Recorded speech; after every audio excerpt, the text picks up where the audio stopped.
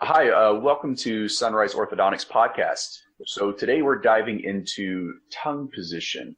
So let's take a look at some common issues and talk about what kids are struggling with and why it's happening to them. So I'm Jared Woodruff, and here with me today is Dr. Liliana Calkins of Sunrise Orthodontics. Dr. Calkins, thank you for being with us today. How are you? Very good, Jared. Thank you so much for this opportunity. It's always a joy to share our education with you and our community of Reston, Herndon, and Northern Virginia. Excellent. I love it. I'm super excited to have you here. So tell me a little bit, let's kind of just start from the top, I suppose, and talk about tongue position. I mean, I never really thought of this when it comes to dentistry in any respect. Why is tongue position so important? Well, we need to think of the tongue as one of the most important muscles of the face, and the way your face shapes and your teeth come out is very intimately related with your tongue. The tongue is also one of the strongest muscles per surface area of our whole body. So just imagine having a very strong muscle shaping your face, your upper face, your palate, your teeth in a constant environment. So the reason it is important is precisely because it is what I would like to compare to our community, a shape former. Not only that, it not only forms the shape of your face and teeth and so forth, but it's also so related to physiology, right? The way we function, speech, swallow, posture, even head posture is associated with the tongue. So it's quite a crucial element. And I wanted us to talk about this issue, Jared, also because when we study our community, when patients come to Sunrise Orthodontics, they have observations related to the position of the tongue. As a matter of fact, some of the blogs that we have written together, and when people visit our website, the curiosity for the tongue posture, tongue position is there. So I think it's very important to start educating our community on this aspect. Yeah, so kind of walk me through some of the most common problems you see. Say my tongue position isn't correct, right? What kind of issues can I expect to see if I were a child? Well, that's exactly the point. I want to invite our community, our young patients. I want parents to be our school teachers. Anyone that is in direct contact with a child, you need to think that this situation of the tongue is not something that should be delayed for late intervention when the child is 6 years old and above. It's actually something that we can monitor from birth, from the moment we have the blessing of meeting our newborn child, understanding where is the tongue posture, is the tongue in a position that doesn't allow for breastfeeding, for example. So these manifestations appear very early in the life of a child. So answering your question, we want to see if the child was born with the capacity to breastfeed, if the primary teeth, the baby teeth, are coming together in a vertical sense of space, or if they are coming apart. Very, very important, is our newborn, or is it our 2-year-old sleeping with their lips open? Watch them also during playtime. Watch them during the day. Are they keeping their lips open? Are they having issues with their respiratory performance? Are they having asthma, sinusitis, ear infections, gastritis, gastrointestinal reflux? So really the position of this muscle, the tongue, the position of our lips, the way our face grows is so related with other paramount aspects of the health for a human being. That's why we need to start early. Okay, so you're saying, look, it's not, if you're looking for this issue at 7, 8, 9, 10 years old, you're waiting way too long. It starts at birth. Is that correct? That is absolutely correct, Jared. Wow. So, I always thought, someone sleeping with their mouth slightly open or with their jaw lowered, it would be totally normal. And you're saying that if your child is sleeping with an open mouth or snoring or anything like that, or if their resting position while they're awake is an open mouth, those are all signs of improper tongue position that can cause, a number of issues. That is Am I getting this? Yes, you're getting this right. And you're getting it right from the very beginning, from early childhood. We have some instances, some photos that we were able to prepare for our community, our listeners this morning. Take a look at your mouth when you're sleeping. If they're hard, you can see the teeth, you can see inside their mouth. Please consider an evaluation. Please consider an action so we can guide you better on how to improve the respiratory conditions of your child. Yeah, so this is linked not only to, something as inconvenient as an ear infection, but respiratory issues. So aside from the obvious, you need oxygen to survive. Why is the tongue position impact on breathing so important? What kind of developmental issues could that cause for breathing improperly? Right. I want you to take a look to our slide. This is slide number 2. Okay. Take a look to our child. She's awake, right? She seems to be having a car ride, but look at the tongue being postured forward, interfering with her upper and lower teeth. But more than that, look at her eyes. Look at the blue sclera, that blue brownish shadow on her eyes, the narrowness of her nose. Look at the position of her lower jaw. Now start thinking that lower jaw is actually going towards the airway space, towards the oropharynx, literally reducing the capacity and the volume of that child to breathe properly. By definition, if we are breathing by our mouth, we are also bringing constant environmental irritants that do not belong to the oral cavity. Pollutants, bacteria, viruses. We are drying our mouth. So we are opening the door literally to a host of diseases that should not belong to the life of our child. Wow. So it goes so much deeper. Yes. That's incredible. So we're going to have all of this in the video for those listening, and you'll be able to follow right along. Now, my next question here, I was just wondering if poor breathing, poor respiratory function had any sort of effect on neurological development. It has a very strong correlation. So strong that some of our patients have these comorbidities, so to speak, with attention deficit hyperactivity disorder, ADHD. Really?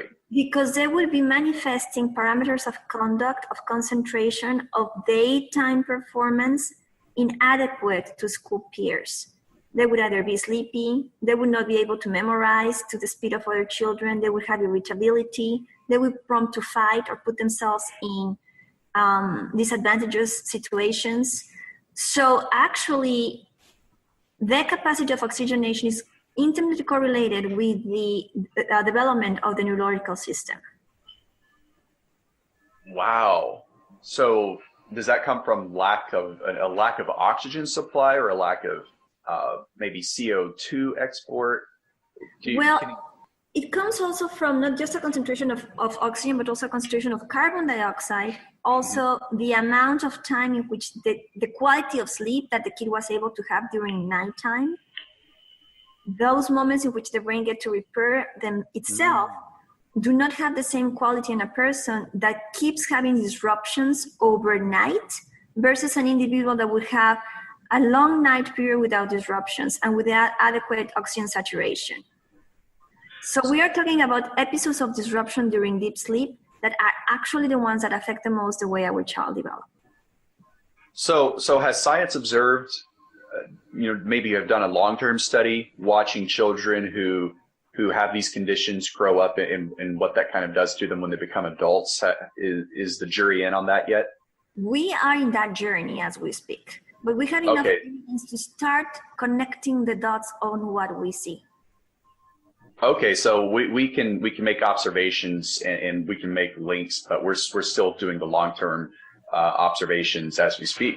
Is that correct? Yes, that is correct.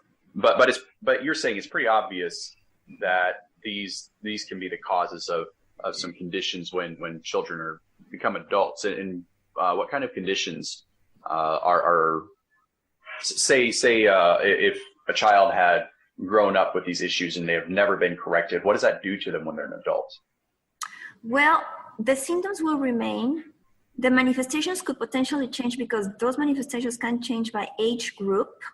Mm-hmm. But we also need to understand that if we don't change the way we function to the way the system was actually designed to function, these disorders and the alterations will be patent, will be permanent, and continue during the lifetime of that person. That is why I decided to include this photo of a person that is a little bit older. Maybe she's a teenager, but you can see the template of her face, the pattern of growth that was quite vertical, the narrowness of her face. Very likely that lack of quality sleep will continue throughout the life of the individual. And not only that, we will be adding more morbidities to the equation. We could be adding deficiencies like diabetes, cardiovascular disease, chronic inflammation to your body. So once we are in this pattern of lack of functioning correctly from the oral cavity perspective, these manifestations will tend to grow throughout the life of the individual. So this problem never really goes away. It has to be treated. It needs to be treated not only from the anatomical component, Jared, so to speak, it's not only about changing the architecture of our building, so to speak. It's very related into changing the function. And that's what we're doing. That's where our expertise at Sunrise Orthodontics can really make a difference in the way we manage our patients, because we are introducing correction in the function. We're introducing the right breathing, swallowing, lip patterns, posture patterns that will carry on the benefit of the patient and stability, and would deter the patient to go back to original bad habits. So you were actually starting to dive into my next question. My next question for you was what can be done to treat this problem? Well, at Sunrise Orthodontics, we focus on early intervention, and this is very unique to my practice. You will not see many orthodontists attempting to do early intervention when they are dealing with children. My practice is devoted to the development of the face, the beauty of the face, the natural beauty of the face, the natural aesthetics, enhancement, but also function parameters and airway parameters. So answering your question, we can do a rainbow of alternatives if we start early in the life of our child. So what do you mean by airway parameters? What are these parameters? Or are you approaching this maybe like a physical therapist would approach an injury to rehabilitate the muscles and the joints back to normal function? So it's not just aesthetics, but it's actually a function. Am I understanding that correctly? That is totally correct. You're understanding it perfectly well. And yes, if you want to think of us as physical therapists, you can, because we welcome our children in very early life, as early as 3 years old. We have technology to have the face grow back towards the right direction, the right dimensions, according to the age group of our children, according to their ethnicity. But most importantly, we are training that 3-year-old on how to keep the correct swallow, lip posture, overall body posture as it concerns to the upper body alignment, head position, head posture.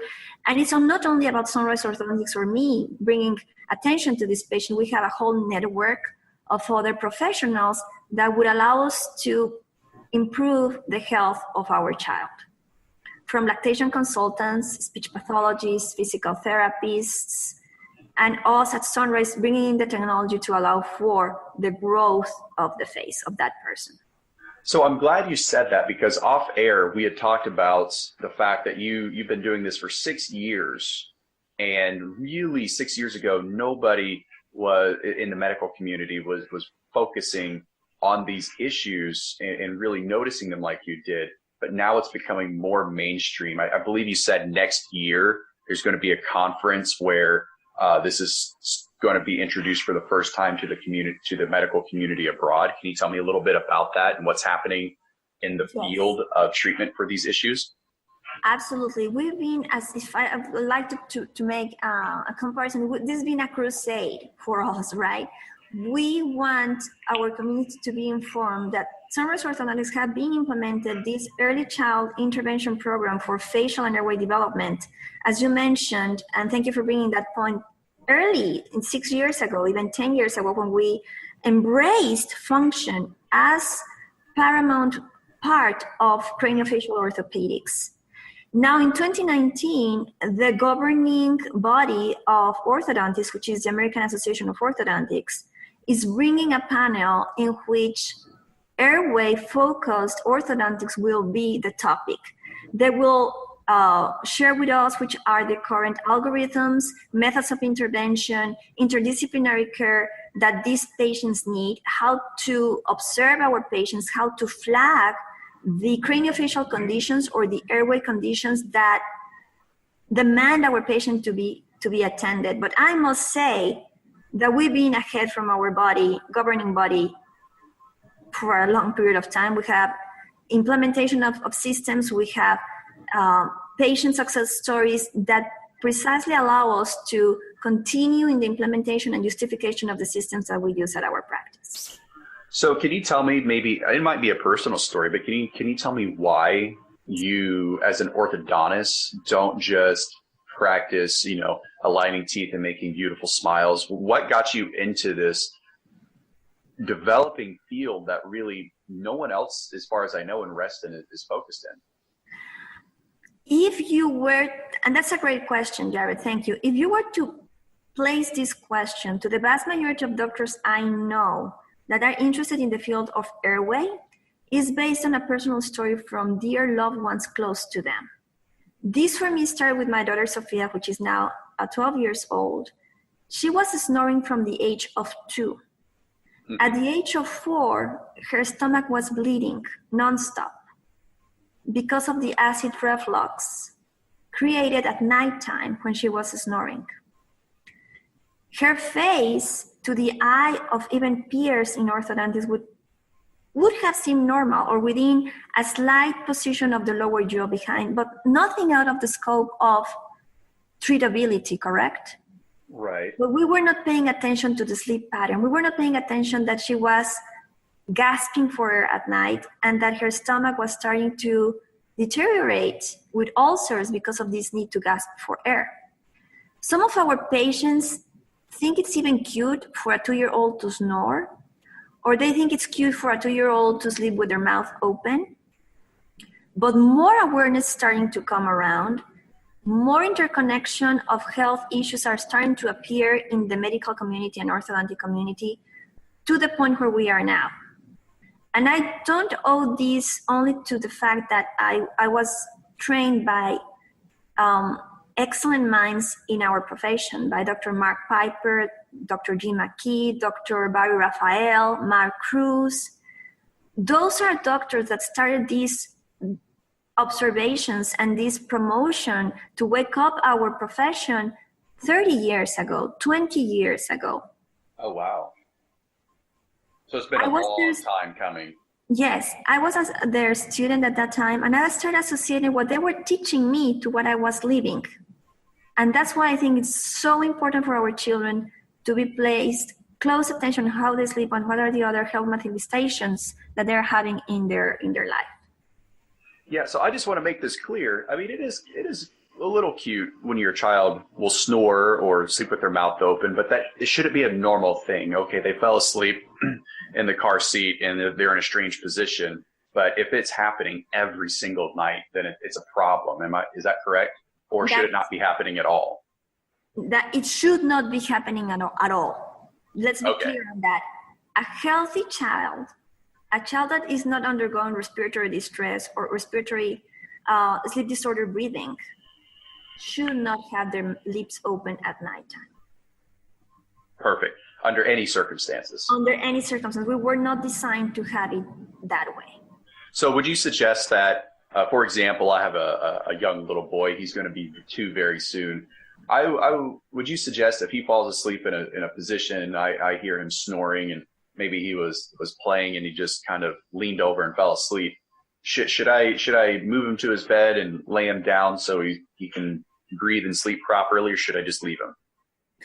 I would say always enforce or assist your child in adopting a good sleep position, right? Our kids just fall asleep, all of a sudden fall apart, but we're always kind of caring for them, bring them into the bed, put them on the side of their body, right? So there's the left or right shoulder, close their mouth, observe if they're able to keep breathing in that posture during the night, and then let them be. But I would definitely encourage and invite our parents, young parents like you with young children, to observe how their children are sleeping, to observe if there are any other diseases or manifestations of possible disease that could very well be associated to the way they're sleeping. Thank you. Thank you for that, Dr. Calkins. So question here before we close. We're just about at the end of our time. So what treatments, can you tell me about the old wisdom, if I can use that word, versus the new wisdom, and why you can't really address this problem at most orthodontic offices or most pediatricians or most ENTs? Why can't this be addressed and fixed on those levels? I think, and that's an excellent question, I think it cannot be addressed at those levels as we speak right now, based on the influx of patients that our ENTs, pediatrics have. They see a high volume of patients, and sometimes it's nearly impossible for them to focus on details. That's why we are part of their teams. That's why we come along. Speaking a little bit about old school and new trains of thought, actually, Jared, what I'm proposing is 100 years old. Our specialty started as craniofacial orthopedics in Europe, Japan, Australia. So I'm bringing back to light the information that has always been with us. I'm implementing it early because I know it's for the betterment of the child in overall health. What are we doing? We're doing expansions. We're doing muscular retraining, which actually our patients find us if they use the keyword of orofacial myology, for instance. You might think, what does that mean? Orofacial myology. But what does that mean? Orofacial myology means the understanding and the implementation of techniques to improve the function of the muscles of the face, head, and neck. Oh, okay. I understand. Sorry, go ahead. So I was impressed actually when we get calls at Sunrise Orthodontics and our patients already know the terminology. They have already done thorough research, either on internet sites. They are educating themselves very thoroughly, sometimes more thoroughly than we could have imagined as professionals. And they're coming up with terms, and that's how they find us. So we are implementing early what has been already known for many, many years. I think other practitioners do not want to interfere early because of certain paradigms that we still have in our profession, but I would invite them to rethink the process and to rethink how an individual can have alterations in their lifestyle, in their health, if we were to start treatment at what I call late, 6-7 years old. Oh, wow. And that's what most call early. Yes. Interesting. Yeah, so it goes to show that an ounce of prevention is certainly worth a pound of cure. Yes, we are a practice devoted to prevention. That's great. I mean, to be able to intervene with a problem early and prevent suffering and discomfort and issues for our children is, I mean, I don't think I have to explain the value in that, especially to any of the parents here listening, that none of us want to see our children be unhealthy. It's not a very good feeling at all. So to be able to have someone finally that has the knowledge, expertise, and the lifelong pursuit to help us is a huge blessing to the community. So I just want to make sure that I don't have any other questions here before we close. I think we've actually covered quite a bit. And of course, anyone out there listening, if you have any other questions or want us to maybe go a little bit deeper on another episode, please contact Dr. Calkins directly. But for now, that's it. So thank you for listening to today's podcast. And remember, if someone you care about, or maybe yourself, is presenting any of the symptoms that Dr. Calkins has discussed, or maybe you've been to a doctor without results, please call Dr. Calkins and schedule a consultation. These, as we said earlier, this really doesn't get any better. It carries on into adulthood, and the manifestation might change, but the problem is still there. So it really doesn't cure itself, and it can really jeopardize long-term health.